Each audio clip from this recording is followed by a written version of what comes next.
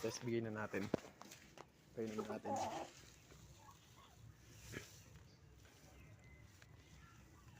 Hintayin niya guys. Oh. Tinamaan na sa yung manok natin guys.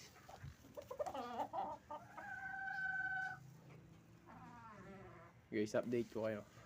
Mamaya nga, painumin natin ulit.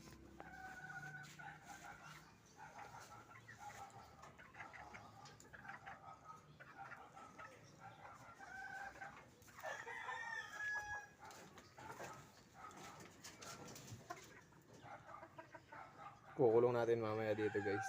Pakawalan natin itong babaeng to. Dito natin kukulong.